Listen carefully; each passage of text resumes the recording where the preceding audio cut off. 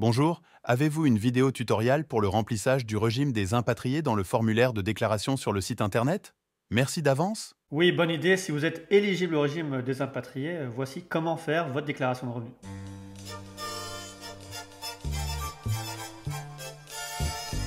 Donc là, on va faire un petit peu de mathématiques. Par principe, vous aurez déjà votre rémunération qui sera pré-indiquée par votre employeur, puisque pré-déclarée par votre employeur, case 1AJ.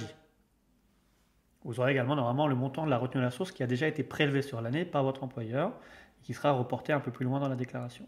Donc nous, on a pris comme exemple le fait d'une personne qui aurait perçu 250 000 euros net imposables sur l'année.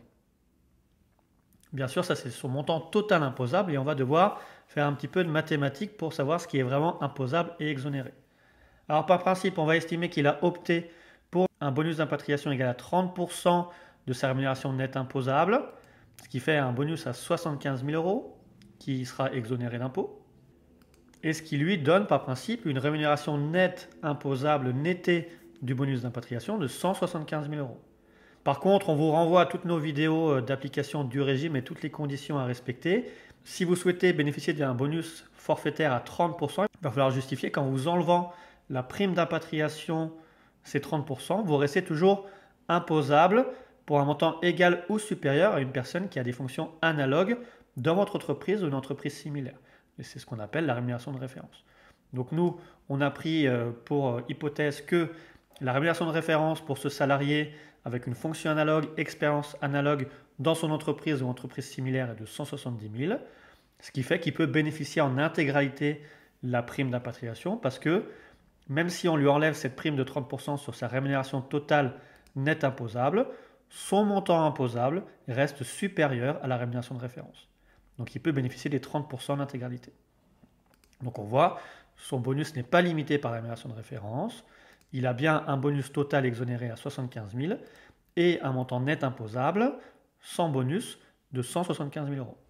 En plus, il faut savoir qu'au régime impatrié, il y a plusieurs exonérations possibles, notamment pour l'activité à l'étranger.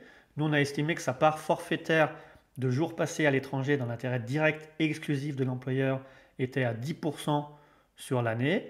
Donc il a le droit à un prorata complémentaire de 10% d'exonération. Dans ce cas-là, on arrive à un total d'exonération bonus plus partie à l'étranger à 100 000 euros et un montant imposable, donc rémunération nette imposable annuelle moins la partie exonérée, 250 000 euros. Ensuite, il y a deux plafonds globaux qui peuvent s'appliquer, mais le plus classique, c'est celui de 50%. Savoir est-ce que le montant exonéré de rémunération va dépasser les 50% de votre rémunération nette imposable totale.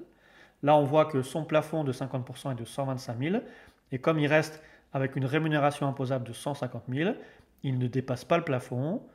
Donc finalement, il peut bénéficier en intégralité d'un montant exonéré de 100 000 euros, bonus plus partie d'activité à l'étranger, et une partie imposable à 150 000 euros. Donc ce qui fait qu'il faudra corriger la case 1AJ pour enlever du montant 250 000 euros le montant 150 000 euros, qui est le montant imposable, et également mettre en case 1DY le montant exonéré, qui sera là 200 000 euros.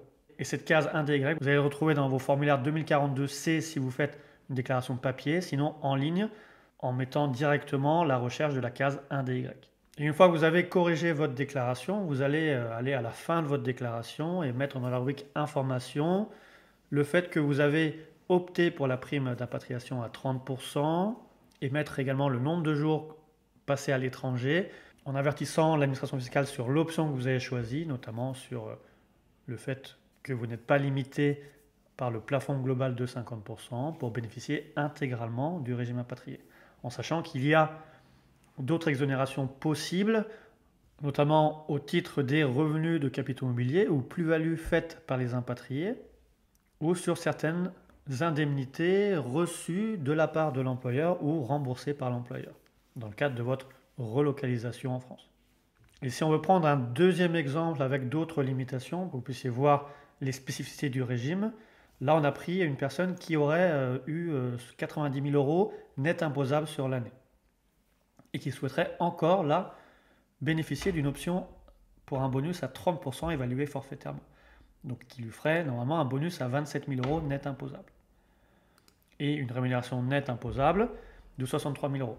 Sauf que vous vous rappelez, il faut que pour bénéficier en intégralité des 30% du bonus, que votre rémunération soit supérieure à la rémunération de référence. Donc là, comme sa rémunération nettée du bonus va être inférieure à la rémunération de référence, 63 000 est inférieur à 65 000, dans ce cas-là, son bonus va être limité par la rémunération de référence et le total exonéré du bonus sera seulement de 25 000 euros et pas de 27 000 euros, puisque ça sera seulement 90 000 euros moins la rémunération de référence. Ce qui lui fait un montant total net imposable avec bonus de seulement 65 000 euros et pas 63 000 euros. Ensuite, on a estimé que lui, il avait une plus grosse activité à l'étranger, 25% de son activité à l'étranger, dans l'intérêt direct et exclusif de l'employeur, ce qui lui fait un forfait à hauteur de 22 500 euros net imposable complémentaire. Et si on additionne la partie activité à l'étranger plus bonus exonéré limité par la rémunération de référence, ça fait un total à 47 500 euros exonérés et un montant imposable normalement de 42 500 euros. Mais là, on voit encore qu'on a les plafonds globaux qui vont s'appliquer, notamment ce plafond global de 50%, qui va être de 50% de la rémunération nette imposable normalement totale, donc 45 000 euros. Donc comme là, on a une rémunération imposable qui serait inférieure au plafond global, on va être limité par ces 45 000 euros de plafond. Donc on aura 45 000 euros net imposable, donc à corriger dans la case 1J sur les salaires imposables, et un montant exonéré à mettre case 1DY pour le montant exonéré de 45 000. Et là encore, vous devrez modifier votre déclaration en ligne, modifier la case 1J pour le montant imposable et reporter le montant exonéré case 1DY. Tout en n'oubliant pas de mettre ensuite à la fin de votre déclaration sur la partie information le fait que vous avez opté pour une prime d'impatriation à 30% qui sera limitée par votre rémunération de référence et indiquer le nombre de jours passés à l'étranger pour la détermination forfaitaire de votre rémunération nette imposable exonérée complémentaire et ensuite indiquer sur quel plafond vous vous êtes mis pour la limitation globale de l'exonération au titre du régime impatrié. Donc vous voyez, ça fait un petit peu de mathématiques, mais on peut bénéficier quand même d'une belle exonération en France, sans parler non plus de la possibilité également d'avoir une exonération au titre social lorsque vous ne voulez pas cotiser aux organismes retraite en France. Voilà, on a terminé, on reste à votre disposition pour répondre à vos questions en commentaire et vous former et informer en fiscalité. Merci, à bientôt.